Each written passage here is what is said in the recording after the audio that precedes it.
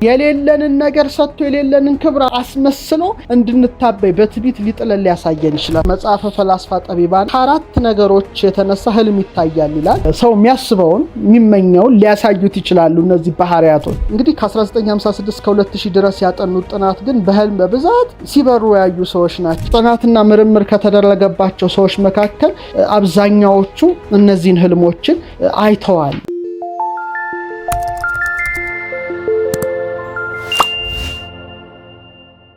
አንድ ምሳሌ አንድ አባት ሲጠቅሱ ሰምቼ እጅግ ገርሞኛልና አንዱ ሰይጣን እንዴት እንደፈተነው በህልሙ ነው ያጫወቱኝ። እኔ በጣም ነው የገረመኝ ሲነግሩኝ፣ እንደ ምሳሌ ነው የነገሩኝ። እና አንዱ እስከ 7ቱ ሰማያት ድረስ አየሁ አለ በህልሙ። እና ምንም ከዚህ ግባ የሚባል ሰው አይደለም፣ ግን ሰይጣን ሲፈትነው ትንሽ ገና መንፈሳዊ ዓለም ገና ሲጀምር ነውና መንፈሳዊ ዓለም ሲጀምር ውጊያ አለ። በተለይ እነዚህ መንፈሳዊ ውጊያዎችን ማሪሳቅን ማንበብ፣ ፊልክስዩስን፣ አረጋዊ መንፈሳዊ ለዚህ ይተነትናሉ። እና በኋላ ይሄድና 3ቱን ሰማያት እንደነ ጳውሎስ ጎብኝቶ በህልሙ መጣ። በህልሙ ነው ያየው፣ ሌላ አካል አይደለም። እና ይሄድና ሮጦ ሄድና አባቴ ያላቸው፣ አቤት እኔ እኮ እዚህ ከምታየው ሰው ሁሉ የበለጥኩ የበቃሁ ነኝ አላቸውና ደንግጠው እንዴት ሆነው አሉት። አይ ዛሬ በህልሜ እስከ 3ኛው ሰማይ ድረስ ወጥቼ ያየው። አንተ ወጣየኸው ታዲያ የበቃሁ አይደለሁ አላቸው። አይ አልበቃህም ልጄ፣ ኃጢአት እንደውም በጣም ላይ ሰፍሯል አሉት። ተናዶ ሄደ፣ ተበሳጭቶ ሄደ። በሁለተኛው ቀን ምን ይመለከታል? የዓለም ውስጥ የሚሰራውን ኃጢአት ሁሉ ወለል አድርጎ አጅሮ ያሳየዋል። እየሮጠ ሄደ። አቤት አምላክ እንዴት ቻይ ነው! አቤት እንዴት ቻይ ነው! እኔ ህጉን የጠበቅኩ ነኝ። ሌላው ዓለምም አቤት የሚሰራው ኃጢአት እንደው አምላክ እንዴት ቻይ ነው! እኔ በቅቻለሁ፣ የሌላውን ኃጢአት ለይቼ አንጥሬ አውቄዋለሁ በህልሜ ያላቸው። እሳቸው ግን አስተዋይ ስለሆኑ የሰይጣን ፈተና መሆኑን አውቀዋል። አይ ኃጢአት ብሶብሃል እንጂ አልተሻለህም፣ ይሄማ የብቃት ምልክት አይደለም አሉት። 3ኛ ምን አላቸው? ርግብ መታ ላይ ስታርፍ በህልም አየሁ ይላቸዋል። ልክ እንደነ ባስሊዮስ አሁን ሲያስተምሩ ርግብ መታ ታርፍባቸው ነበር ይላልና እኔ እንደነ ባስሊዮስ ርግብ መታ ታርፋብኛለች በህልሜ፣ ከሌላው የበቃው ነኝ አላቸው። ጣውላ እንጨት መስላሃት ሊሆን ይችላል እንጂ እርግብማ አንተ ላይ በህልም አታርፍም አሉ። ተበሳጭቶ ሄደ። በአራተኛው ግን ከልጅነት እስከ እውቀት የሰራው ኃጢአቱ ተገለጸለትና በጣም አዝኖ፣ መቼም ሁላችንም ኃጢአታችን ብናይ እንደነግጣለን። ያው እንደ መስታወት ወይም ትልቅ ስክሪን ሆኖ የእያንዳንዳችን ህይወት በድብቅ የሰራነው ነገር ግልጽ ተደርጎ ቢታይ ምን ያህል እንደምንሸበር ታውቃላችሁና አምላክ ሁላችንም በደል መሸፈኑ በጣም እናመሰግናለን። እና ከልጅነት እስከ እውቀት የሰራው ኃጢአቱ ታየውና በጣም እያዘነ እየለቀሰ ሄዶ በጣም አባቴ በጣም ዛሬ ያየሁትን በጣም ያሳዝናል። ምን አየህ ልጅ ያሉት። ከልጅነት እስከ እውቀት የሰራሁት ኃጢአቴ ታየኝ ብሎ ሲነግራቸው ልጅ አሁን ገና በቅተሃል ብለውታልና ብቃት ማለት ሰውን መወንጀል፣ ራስን ከባድ አድርጎ ሌላው ማዋረድ ሳይሆን ትህትናን መላበስ እና የራስን ኃጢአት መመልከት ነው ብለው አስተምረውታል ይባላል። ስለዚህ እዚህ ላይ ነው በጣም መጠንቀቃል። ሰይጣን ሲፈልግ ራሱ ይለዋውጣል። አንዳንዴ ግራ አጋቢ፣ አስፈሪ፣ ጭንቀት ያለው እንደ ሄሮድስ የክፋት መልእክት ያዘለ ህልም ሊያሳይ ይችላል። ሁለተኛ ደግሞ የሌለንን ነገር ሰጥቶ የሌለንን ክብር አድርጎ አስመስሎ እንድንታበይ በትቢት ሊጥለን ሊያሳየን ይችላል። ስለዚህ ቢዋይስ በጣም እንደ እባብ ልባሞች መሆን እዚህ ላይ ነው፣ እዚህ ላይ ያስፈልጋልና ብልሰው አይወድቅም፣ አይታለልም።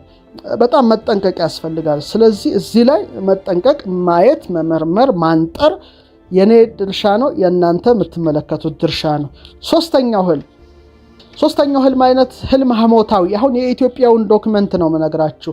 እነዚህ እንግዲህ ከአራቱ ባህሪያት የተነሳ የሚታዩ እንደሆኑ ቀደምት የኢትዮጵያ ሊቃውንት በዝርዝር ጽፈዋል። በተለይ መጽሐፈ ፈላስፋ ጠቢባን አለኝ፣ እሱ በጣም የሚገርመኝ በግዕዝ የተጻፈ ዶክመንት ነውና እዛ ላይ ከአራት ነገሮች የተነሳ ህልም ይታያል ይላል። ደም፣ በልቀም፣ ሳፍራ፣ ሳውዳ ይላል። ግዕዙ እንዲህ ይላል። ህልሞች አለ ከነዚህ አራቱ ባህሪያት ይወለዳሉ ይላል። ወሶቢያን ሳህስ ደም በውስተ ስጋ ዝውቱ ጠባይ ደማዊ ይሬኢ በንዋሙ ግብረ ሰናይ ወመስተፍሲሂ ወአዲ ይሬኢ ህብራተ ቀያሃተ ወጻአተ ደምሂ ይላል። ወሶበ አንሳይሳ ሳፍራ ዝውእቱ ጠባይ እሳታዊ ይሬ የተጋዞተ ዋጽባይተ ወእሳተ ወህብራተ ብዙሃ እያለ ይቀጥላል። ወደ አማርኛ እንመልሰው መሰለኝ። ይሄ እንግዲህ በግዕዝ የተጻፈ መጽሐፈ ፈላስፋ ጠቢባን የሚል አንድ መጽሐፍ ላይ ነው ያገኘሁት። መጽሐፉ ስላለኝ እዛ ላይ ያለውን እንደወረደ ልንገራችሁ። እዛ ላይ ምን ይላል? ህልሞች ግን የሚገኙት ከአራቱ ጠባያት መቀላቀል የተነሳ ነው ይላል። እሳትነታችን፣ ውሃነታችን፣ ነፋስነታችን፣ መሬትነታችን ለማለት ነው። ይኸውም ይላል የደማዊ ባህሪ የሆነው ደም የሚባለው ስጋችን ውስጥ በጣም ሲነሳሳ ወይም ሲመላለስ ሰው ሲተኛ ምናልባት መልካም ስራዎችን፣ አስደሳች ነገሮችን ሊያይ ይችላል። አንዳንዴ በህልሙ በጣም ቀያይ ህብራተ ቀለማትን ሊያይ ይችላል። ደም ከሰውነቱ ሲወጣ ሲፈስ ሊያይ ይችላል። ይህ እንግዲህ ደም የሚባለው የአንድ ደማዊ ባህሪው ሲጸናበት ወይም ሲመላለስበት ወይም ሲነሳሳበት የሚያሳየው ህልም ነው ብሎ ይጽፋል። ስለዚህ ትንሽ ማብራሪያ ልሰጥ እችላለሁ በኋላ። ሌላ እሳታዊ ባህሪ የሆነውን ምን ይላል? ሳፍራ ይለዋል ይገልጽና፣ ሳፍራ በስጋችን ውስጥ ሲመላለስ ይላል ሲነሳሳ ሰው ተኝቶ በህልሙ ጠብ ክርክር ላይ ይችላል፣ ጦርነት ላይ ይችላል፣ እሳት ላይ ይችላል፣ ብዙ መብራቶች ላይ ይችላል።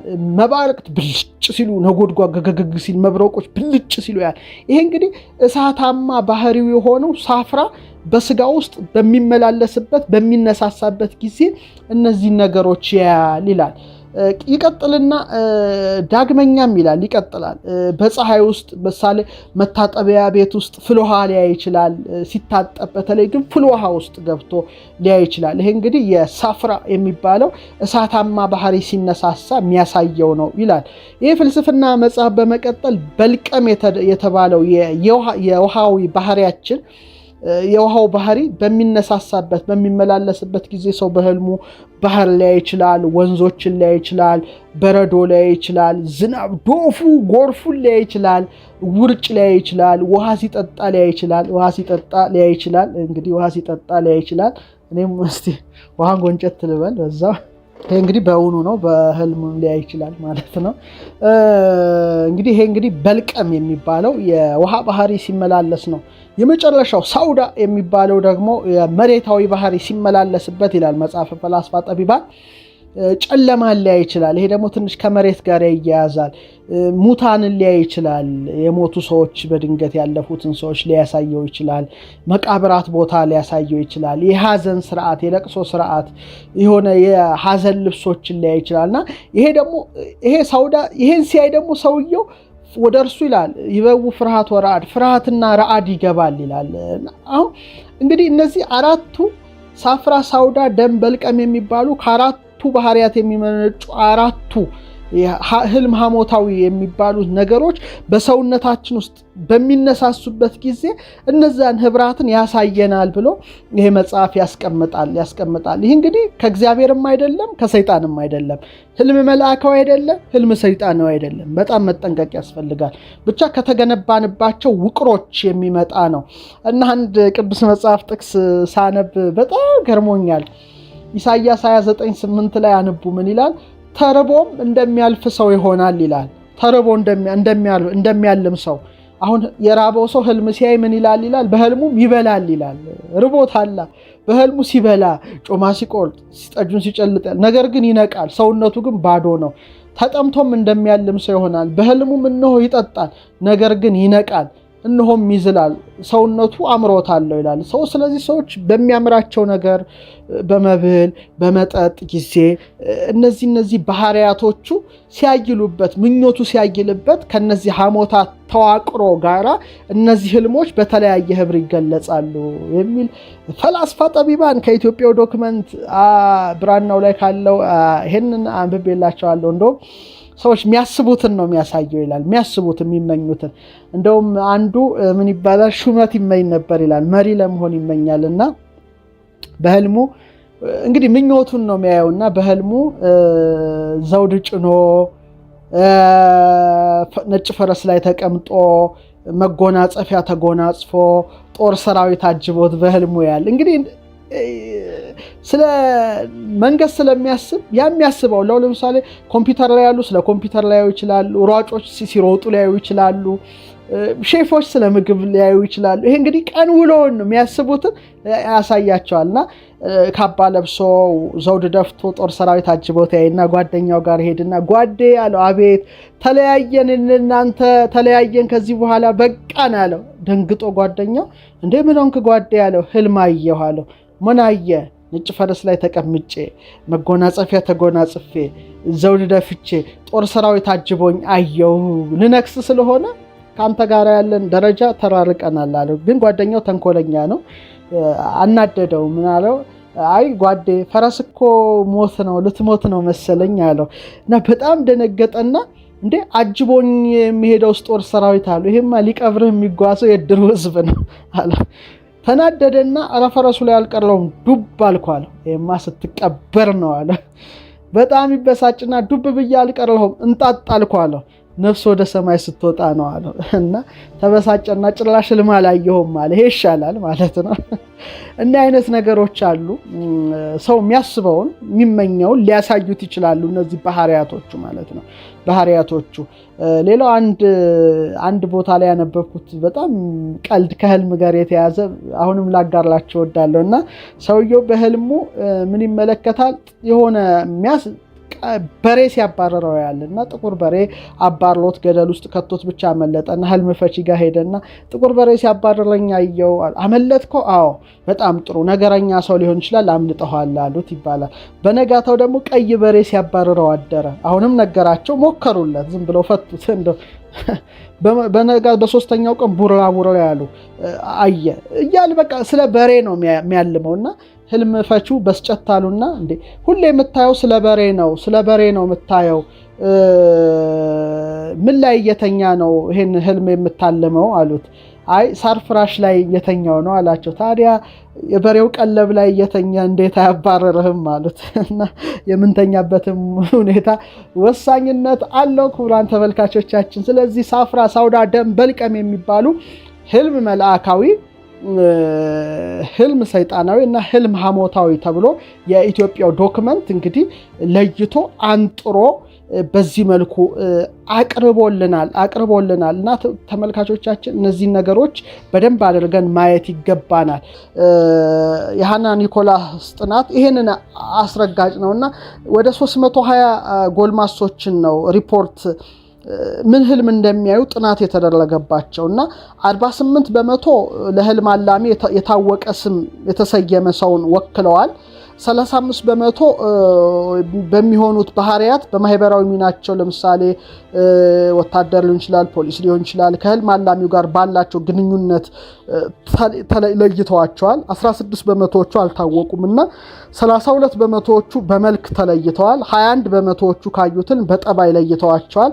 48 ደግሞ በገጽ ወይም በፊት ተለይተዋል።